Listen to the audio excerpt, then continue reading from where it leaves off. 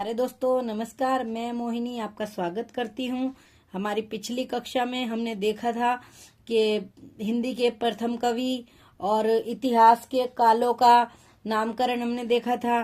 तो आज की कक्षा में हम देखेंगे हिंदी की प्रथम रचना, आदिकाल की विशेषताएं, साहित्यिक प्रवृत्तियां और अन्य बातें भी हम जानेंगे आदिकाल के बारे में। तो शुरू करते हैं आज की क्लास। तो हिंदी की प्रथम रचना है श्रावकाचार। उसमें 250 दोहे हैं।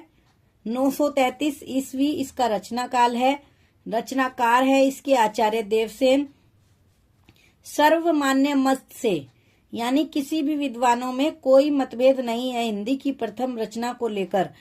निसंदेह श्रावकाचार ही मानी गई है और उसके रचनाकार आचार्य देवसेन को ही माना गया है। इस रचना में श्रावक धर्म का वर्णन या गृहस्थ धर्म का वर्णन किया गया है। मतलब इसमें बताया गया है कि गृहस्थ धर्म का पालन कैसे करें, मतलब बाल बच्चों, पति पत्नी, मतलब दाम्पत्य जीवन कैसे व्यतीत करें, अच्छे से कैसे चलाएं। ठीक है, तो फिर हम देखते हैं आदिकाल की विशेषताएं एवं साहित्यिक प्रवृत्तियां। तो पहली है ऐतिहासिकता का अभाव। तो ऐतिहासिकता का अभाव से हम क्या समझते हैं, मतलब इसमें ये है कि जैसे अगर ये तिथियां और राजाओं के बारे में बातें हम इतिहास से मिलाएं तो वो मेल नहीं खाती है। जो घटना जिस कालक्रम की बताई गई है वो इस रचना से, इस मतलब जो आदिकाल में जो भी रचनाएं लिखी गई उनसे मेल नहीं खाती है। तो इसलिए ऐतिहासिकता का इसमें अभाव माना जाता है। फिर है युद्धों का सजीव चित्रण।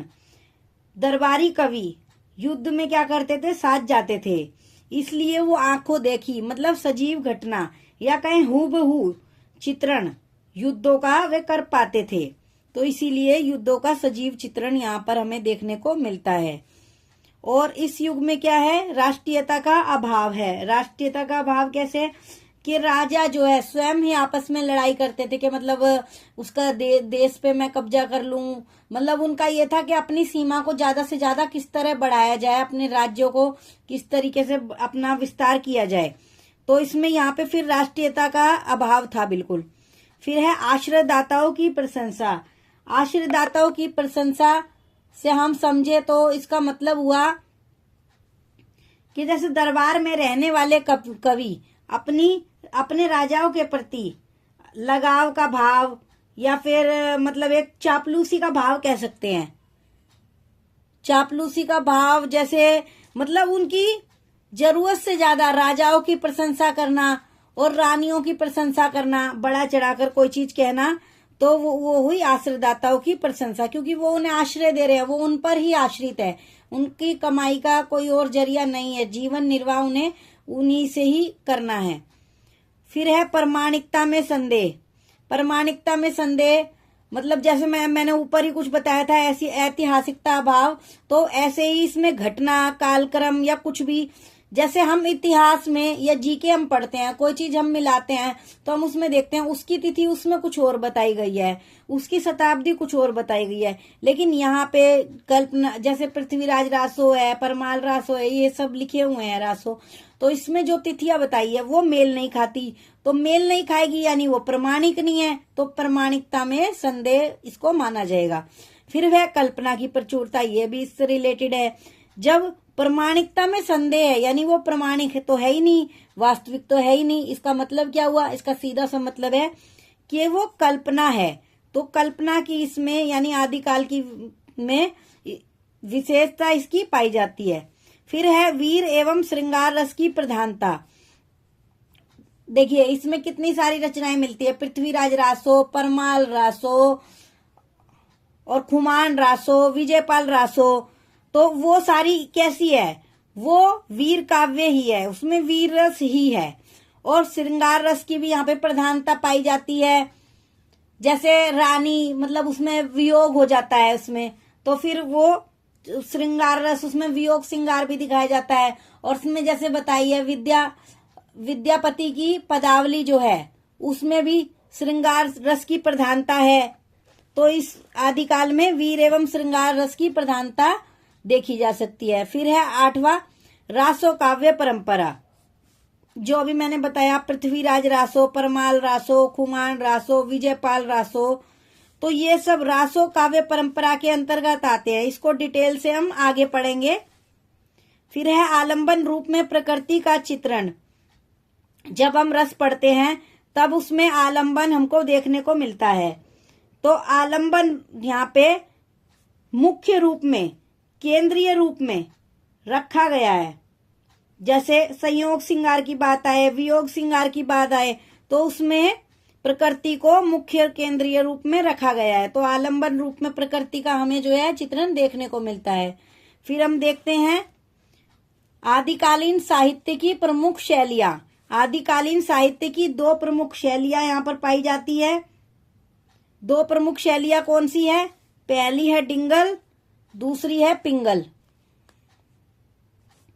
डिंगल से हम क्या समझते हैं? डिंगल से हम समझेंगे कि अपभ्रंश एक भाषा थी आदिकाल की, तो अपभ्रंश भाषा को मिलाकर और राजस्थानी भाषा को मिलाकर उन दोनों को जब मिला देते हैं तो एक मतलब नई शैली तैयार होती है। इसका प्रयोग युद्धों के वर्णन के समय किया जाता है, यानी युद्धों का वर्णन, यानी वीर रस की बात आ गई। और यहाँ पे कठोर शब्दों का प्रयोग होता है, कर्कश शब्दों का प्रयोग होता है, यानी अलोकप्रिय शब्दावली का प्रयोग, यानी जो प्रिय ना लगे, कर्कश कठोर लगे, तो वो हुई डिंगल। फिर है दूसरी पिंगल। पिंगल कैसे बनती है? पिंगल बनती है अपभ्रंश प्लस ब्रज भाषा।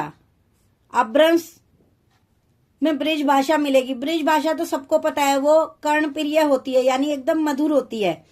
तो इसका प्रयोग कब होता है? श्रृंगार रस के वर्णन में इसका प्रयोग होता है। क्यों? क्योंकि इसकी मधुर शब्दावली है, लोकप्रिय है और कर्णप्रिय है, यानी कानों को प्रिय है। तो इसका प्रयोग श्रृंगार रस के समय, श्रृंगार में मतलब आ जाएगा, वियोग श्रृंगार भी आ जाएगा और संयोग श्रृंगार भी आ जाएगा इसमें। फिर हम अगला देखते हैं अपभ्रंश भाषा। अपभ्रंश भाषा कहाँ कहाँ इस्तेमाल हुई थी? अपभ्रंश भाषा इस्तेमाल हुई थी सिद्ध साहित्य में, नाथ साहित्य में, जैन साहित्य में भी हुई थी। और डिंगल शैली की बात करें तो रासो साहित्य में उसका प्रयोग हुआ। रासो वही जो मैंने आपको बताया था अभी, वीर काव्य वाला, यानी युद्धों का वर्णन। फिर है खड़ी बोली। खड़ी बोली कहाँ प्रयोग हुई? अमीर खुसरो की रचनाओं में। फिर है मैथिली इनकी रचना है एक विद्यापति की रचना है पदावली। मैथिली भाषा विद्यापति की पदावली में प्रयोग हुई ज्यादा। फिर है अवभट। विद्यापति की ही रचना है कीर्ति पताका और कीर्ति लता, तो इसमें हुई अवभट भाषा प्रयोग हुई। अवभट भाषा क्या है? अवहट भाषा है, अपभ्रंश का ही बिगड़ा हुआ, यानी कह सकते हैं हम इसी का विकृत रूप जो है कहलाता है अवहट। ठीक है, तो अगर क्वेश्चन आ जाए, मतलब आप ये देखिए कि अपभ्रंश भाषा यहाँ पे भी इस्तेमाल हुई। और जब हम बात करेंगे डिंगल शैली की, तो डिंगल शैली में कौन सी मिली हुई थी? ये देखा था ना हमने शुरू में, अपभ्रंश प्लस राजस्थानी, तो यानी कि यहाँ पे भी अपभ्रंश यूज हुई। अब हम ये देखते हैं खड़ी बोली। ठीक है, फिर आ गए फिर मैथिली में, फिर आ गए अववट पे। अववट में भी क्या थी? अववट किसका बिगड़ा हुआ रूप है? अववट है अपभ्रंश का ही बिगड़ा हुआ रूप। तो हम यहाँ पे कह सकते हैं, और ये मतलब मैंने लिखा नहीं दोबारा, और ये पिंगल, जब युद्धों का वर्णन जब मतलब श्रृंगार का वर्णन होता था, या इसमें देख लेते हैं विद्यापति की पदावली, ये भी तो श्रृंगार रस का इसमें भरपूर प्रयोग हुआ है। आचार्य शुक्ल नहीं कहते हैं आध्यात्मिक रंग के चश्मे बड़े सस्ते हो गए हैं, आजकल उन्हें हर कोई पहन के मतलब भक्ति की रचना करता है, मतलब उसे कह देता है कि ये भक्ति रचना है, और हालांकि होता वो श्रृंगार रस है, उसमें श्रृंगारिक वो रचनाएं होती हैं। तो इसमें भी अपभ्रंश भाषा पाई जाती है। तो इसके आधार पे हम कह सकते हैं कि आदिकाल की मुख्य भाषा या प्रमुख भाषा या मूल भाषा अपभ्रंश ही थी। ये सीधा सीधा क्वेश्चन आ जाता है एग्जाम में, क्या आदिकाल की प्रमुख भाषा क्या थी या आदिकाल की मुख्य भाषा क्या थी? आपको ऑप्शन दिए जा सकते हैं, डिंगल, पिंगल या मैथिली, खड़ी बोली, अवट, कुछ भी दिए जा सकते हैं। तो आपको लेकिन ये पता होना चाहिए कि हमें क्या लगाना है आंसर। हमें लगाना है अपभ्रंश भाषा, आदिकाल की प्रमुख भाषा अपभ्रंश ही थी। इंपॉर्टेंट लगा लीजिएगा और एक जगह पे नोट कर लीजिएगा, ठीक है। अब हम आगे चलते हैं। अब है प्रबंधात्मक और मुक्तक। काव्य के ये दो रूप होते हैं, एक होता है प्रबंधात्मक, एक होता है मुक्तक। प्रबंधात्मक और मुक्तक को हम ऐसे समझेंगे, जैसे प्रबंधात्मक में आ जाएगी हमारी रामायण, महाभारत,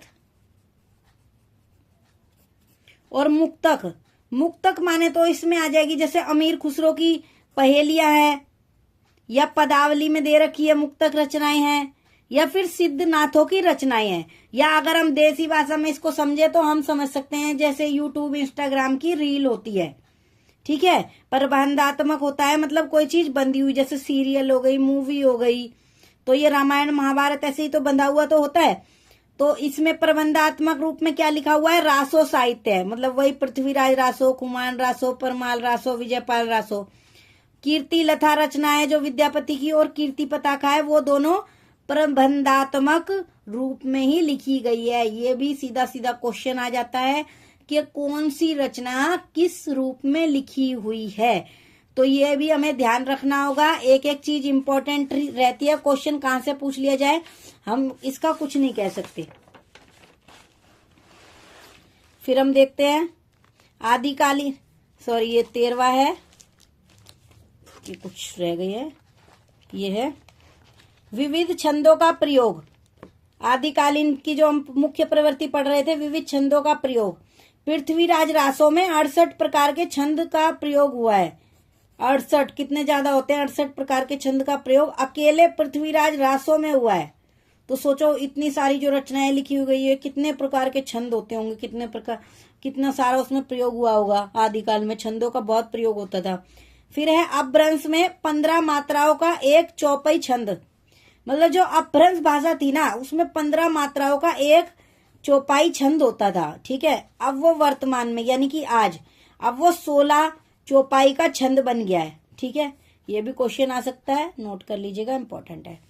फिर है आदिकालीन साहित्य की प्रमुख प्रवृत्तियां, इसी के हम पढ़ रहे हैं कि मतलब मुख्य रूप से, और भी हम डिटेल में छोटा कर दे रहे हैं उसको, सॉरी वो हमने डिटेल में पढ़ा था, ये हम शॉर्ट में पढ़ रहे हैं। मुख्य बेसिकली 3 प्रवृत्ति ही थी, वीर गाथात्मक, धार्मिकता और श्रृंगारिकता। वीर गाथा इसमें आ जाएगी, रासो साहित्य वाली सारी रचनाएं इसके अंतर्गत आ जाएगी, क्योंकि उसमें युद्धों का वर्णन है, वीर गाथाओं का वर्णन है।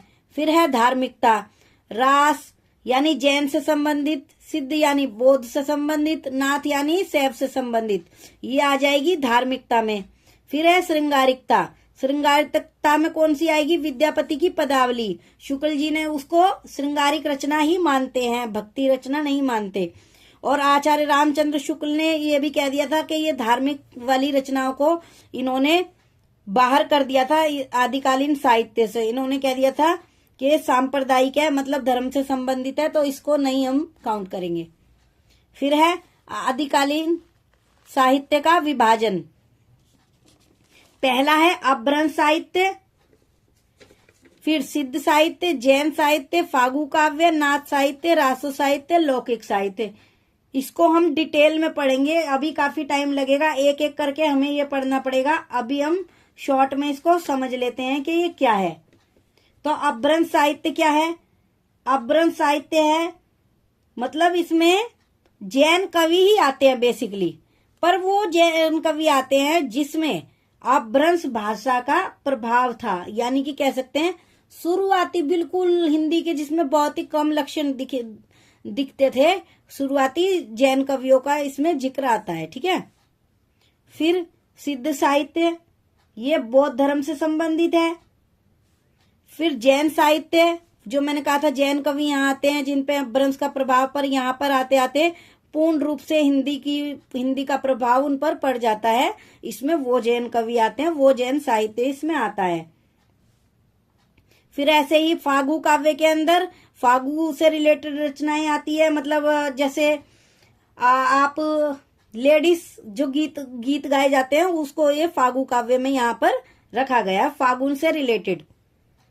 फिर है नाथ साहित्य, नाथ साहित्य यानी शैव धर्म से रिलेटेड, शैव यानी शिव धर्म वाला। ठीक है। फिर रासो साहित्य, रासो साहित्य यानी वीर काव्य यानी चारण काव्य, यानी कि रासो साहित्य वाली सारी रचनाएं, पृथ्वीराज रासो वगैरह जितनी भी रासो है। फिर आ जाएगा लौकिक साहित्य। लौकिक साहित्य में हम पढ़ेंगे खुसरो की रचनाएं, अमीर खुसरो की रचनाएं इसमें पढ़ेंगे, विद्यापति की रचनाएं इसमें पढ़ेंगे, और भी अन्य कवि इसमें आ जाएंगे। फिर देखते हैं कुछ महत्वपूर्ण। आचार्य रामचंद्र शुक्ल ने केवल रासो साहित्य को स्थान दिया था, शेष को सांप्रदायिक कहकर आदिकालीन साहित्य से बाहर कर दिया था। ये बहुत इंपॉर्टेंट है, सीधा सीधा क्वेश्चन आ जाता है।